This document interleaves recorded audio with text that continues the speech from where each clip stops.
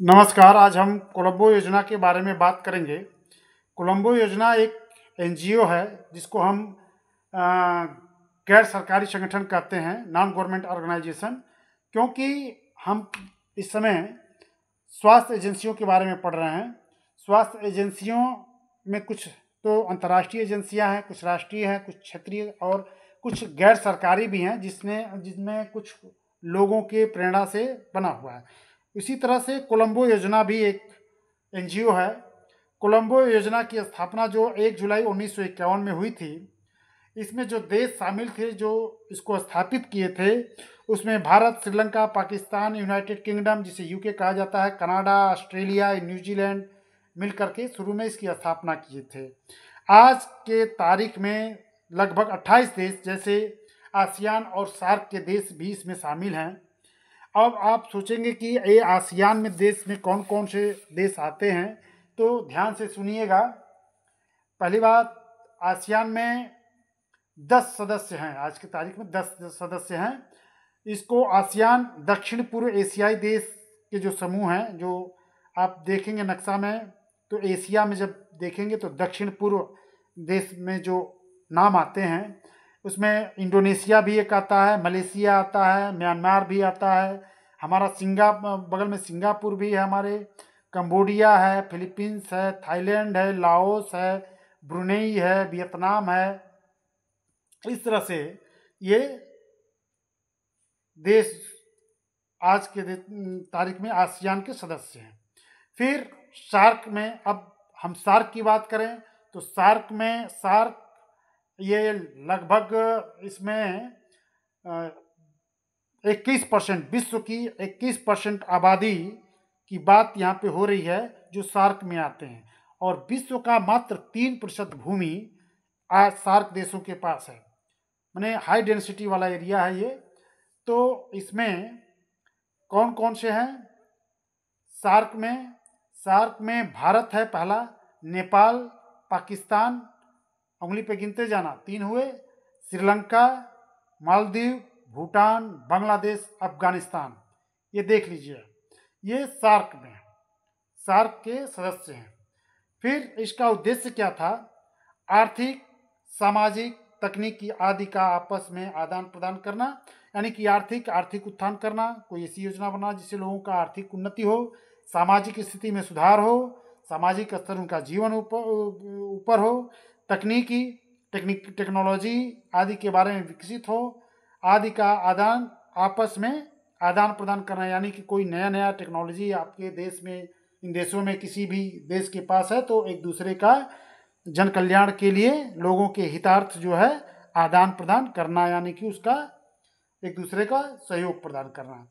अब देखिए संरचना में इसका क्या क्या है, और जो भी इसका संरचना है उसमें पहला है सचिवालय, जिसमें सचिव महोदय बैठते हैं। श्रीलंका के कोलंबो शहर में ये इनका सचिवालय है। इसे योजना सचिवालय भी कहते हैं। कहाँ पे? श्रीलंका के कोलंबो शहर में है। इसे योजना सचिवालय भी कहते हैं। क्यों? यह सलाहकार समिति एवं परिषद का सचिवालय है। जो भी सलाहकार लोग होते हैं सदस्य देशों के, वो लोग इस तरह एक समिति है, एवं यहाँ का जो परिषद बनता है उसका सचिवालय है, यहाँ पे उसका मुख्यालय है। फिर दूसरा है सलाहकार समिति। सभी सदस्य देशों की सरकारें मिलकर नीति बनाने की संस्था है। क्या है? सलाहकार समिति में कौन कौन होते हैं? जो सदस्य देश हैं उनकी सरकारें मिल करके वो एक नियम बनाती है, समिति बनाती है, उसके हिसाब से वो कार्य करती हैं। जो संस्था है उसी को सलाहकार समिति कहा जाता है। यह समस्या पर विचार करना, उनका योजना बनाने का कार्य करना, यही इसका मुख्य कार्य है। और ये समीक्षा भी करती है, जो कार्य होता है उसके ऊपर ये समीक्षा मतलब चर्चा करना, उनका जांच करना आदि होता है। 1 वर्ष में ये 2 बार इसकी समीक्षा करती है, यानी कि जांच पड़ताल जो भी है, कितना कार्य हुआ, कितना अच्छा हुआ, कितना बुरा हुआ, ये सब लेखा जोखा आपस में लेन देन करते होंगे, जब समझते होंगे। कोलंबो योजना परिषद क्या है?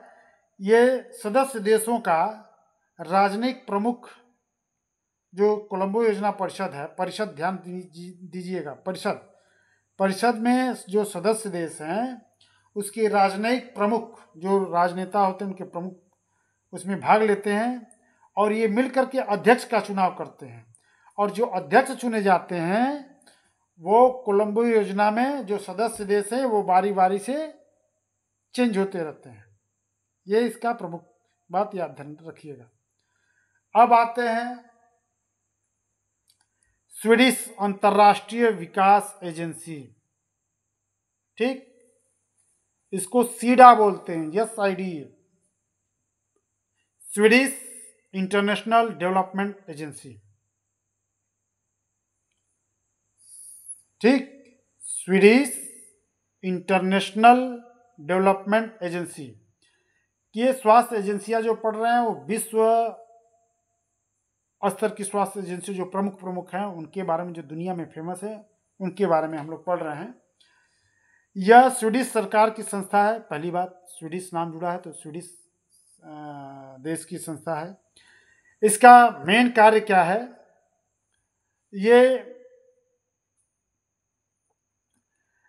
इसका कार्य है गरीबी को कम करना, ठीक, गरीबी को कम करना।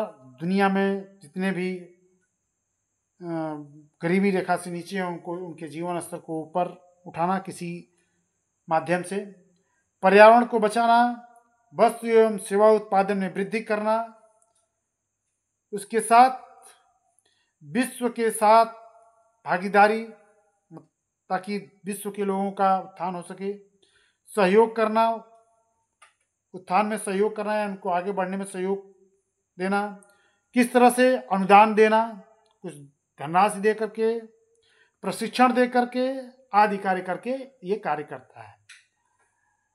और सीडा का एक मेन जो, ये तो हमने बताया, जो 4 कार्य माने जाते हैं, इसी में से आप देख सकते हैं।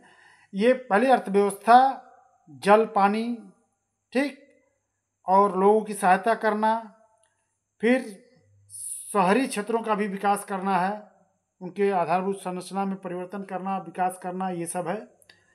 फिर इसका मेन जो कार्य हमने बताया है उसमें क्रम से ये देख सकते हैं कि जो भी प्रशिक्षण वगैरह करता है, विकासशील देशों में ही ज़्यादातर इसके प्रोग्राम होते हैं ताकि लोग स्वावलंबी और स्वरोजगार हो सकें।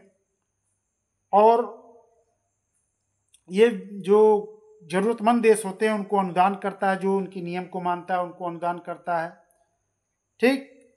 गैर सरकारी संगठन है जैसे NGO को एक कुछ राशि धन प्रदान करके लोगों की सहायता करता है ताकि लोगों को NGO सहायता करे और इस तरह से अपने कार्य में सफल होता है और अपने उद्देश्य को प्राप्त करता है, ठीक। तो ये स्वीडिश अंतर्राष्ट्रीय विकास एजेंसी के बारे में हम जान गए। धन्यवाद। आप लोगों से एक रिक्वेस्ट है कि इसको ध्यानपूर्वक पढ़िए और अपने मित्रों को, अपने सहयोगियों को, अपने ज़रूरतमंद जो विद्यार्थी हैं जिनको थोड़ी दिक्कत हो रही है समझने में, समझाइए और शेयर करिए। धन्यवाद।